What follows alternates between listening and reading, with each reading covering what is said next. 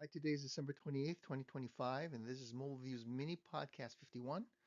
I'm Todd Ogasawara, and the good Dr. John Westfall is not here for this summary podcast. So, what I'm going to do today is summarize podcasts number 563 through 591, which is roughly 6.5, 7 months of the second half of 2025. And the reason why there are 29 podcasts and not, say, 50 or 52 is that I think um, Google Notebook LM must have gained the capability to import PDFs around that time, or I discovered at that point, which is probably more likely. And so I've been transcribing each podcast using Adobe Podcast, which is part of Adobe Express Premium, which is the lower end product from Adobe. It's just $100 a year, and I just use the podcast tools from it.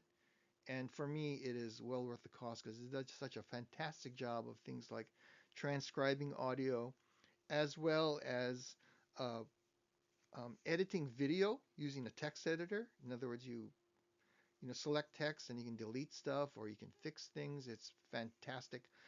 And also when I do in-person podcasts, often in noisy restaurants with friends, it has a great audio cleanup tool that lets you separately adjust how the speech of each person speaking sounds as well as the background noise. So you can independently manipulate those two variables. At any rate, works really great.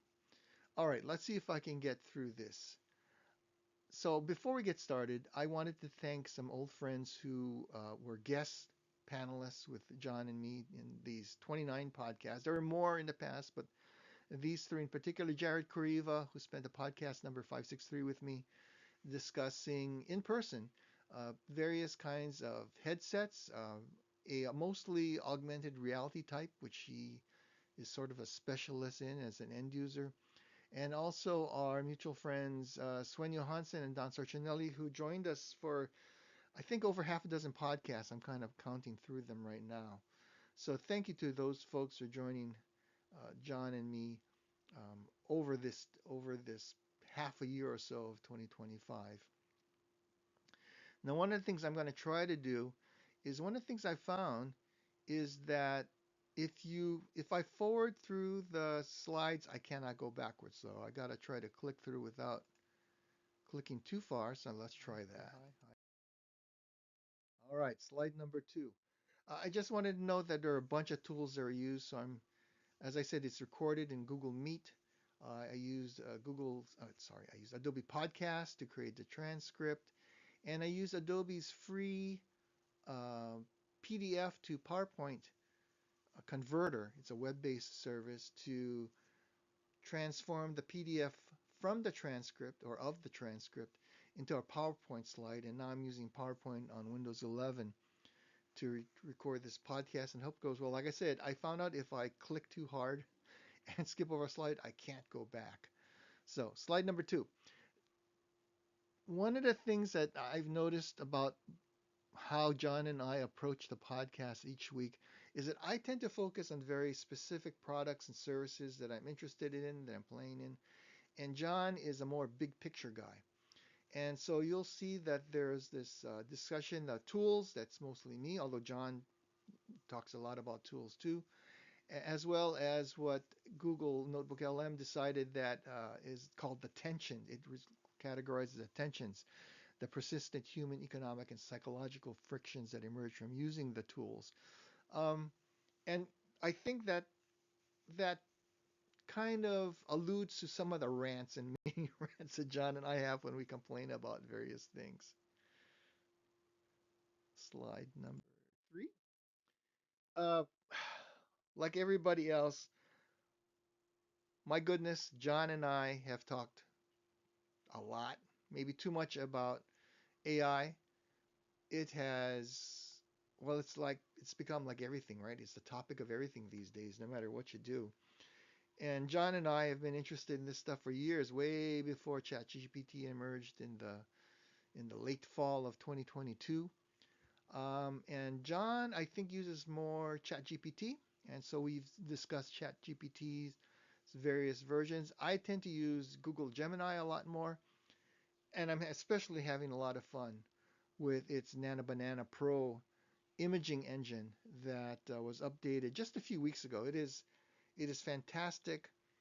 It has solved for me at least some of the issues I had with earlier versions of all of these imaging AI imaging engines, and that is A, it can spell words correctly. You may have noticed that if you wanted to put a sign in, for example, in an AI modified image, even an existing one, words might be spelled funny. Nano Banana Pro, I don't see that. Also, if you're working with a photo of people, like if you're using it more as a photo tool as opposed to an AI generation tool, it will still generate faces that are unrecognizable if they're your friends or family, for example, in the photo that you wanted to sort of fix the contrast or saturation or remove something in the background. And I know you can do that with non-AI tools, but it's a lot of fun at Nano Banana Pro, believe me. And finally, uh, Amazon's Alexa Plus became available if as part of your Amazon Prime subscription, if you're an Amazon Prime subscriber. And I I've come to appreciate it a lot. I found that it actually does a better job than Google Assistant and Google's Gemini's, microphone input. You ask it a question naturally. So a lot of times Google will just tell me, I don't know what you're talking about, and Amazon's Alexa Plus will now answer me, which is kind of a switch. Slide 4, new hardware. We talk about a lot of new hardware and software. Um, One in particular I was really interested in, I was thinking about buying, and I ultimately decided not to, was the new Raspberry Pi 500 Plus. Those of you familiar with the Raspberry Pi may know that it's a single board computer. Generally, it's like a little matchbox sized thing. The Raspberry 500 Plus, it creates an enclosure from it. Those of you remember the TRS Model 1 or Commodore 64, where the keyboard was a computer, that's the basic idea. The cool thing about the Raspberry Pi 500 Plus is that its keyboard in a computer is a mechanical keyboard, and I love mechanical keyboards. I'm using one right now with my Surface Pro. Actually, I sort of put the Surface Pro's keyboard aside because I don't like it, and using a nice mechanical keyboard via Bluetooth. Um, and also, instead of having a relatively slow solid state, well, not even a solid state drive, relatively slow SD card, it now has an actual NVMe solid state disk slot. So you can get really fast and really fast storage and much larger storage, generally speaking, than you could with typical SD cards. So I was really, really, really tempted to buy it. I already have a Raspberry Pi 400, which does not have a mechanical keyboard, does not have a NVMe SSD. And I thought, boy, do I really use it that much? And the answer was no. And for the price, probably would be better off buying about $200 or so. Probably better off buying a new mini PC instead.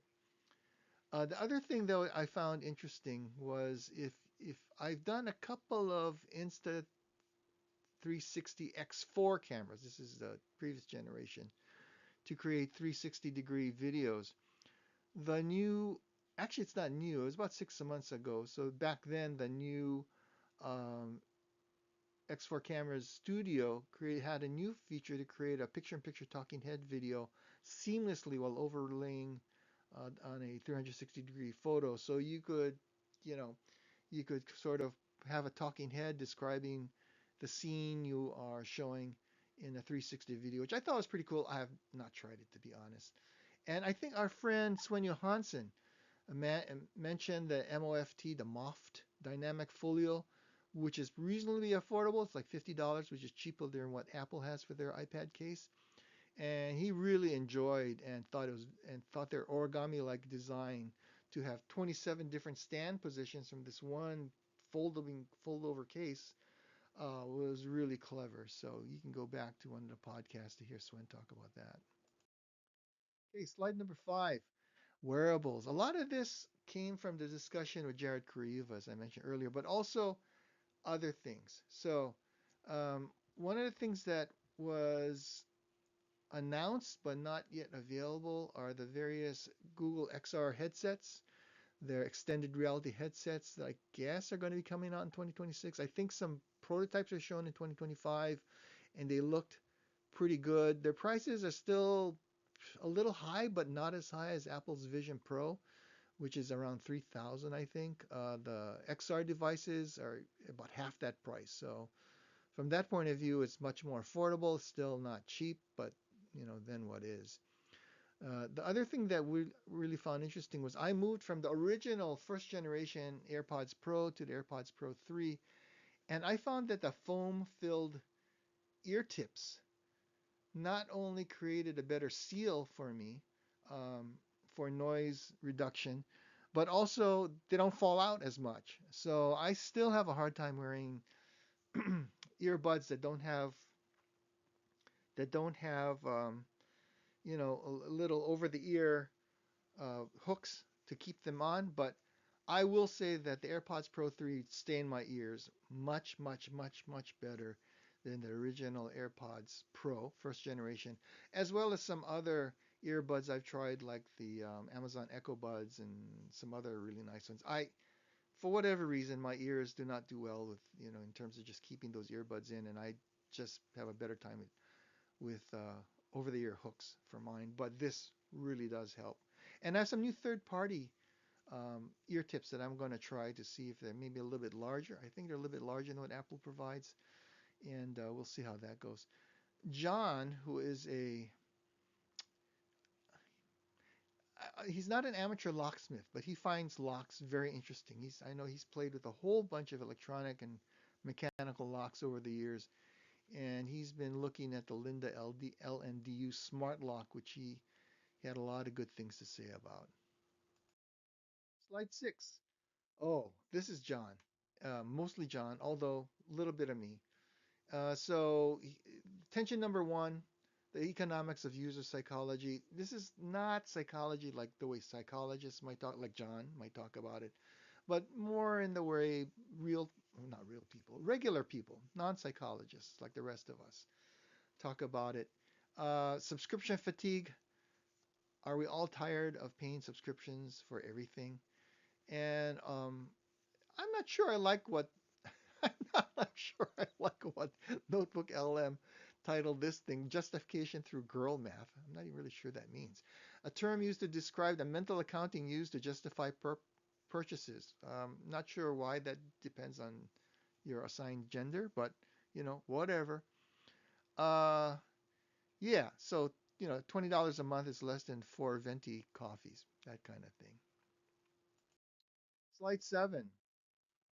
Friction of user experience. Ugh.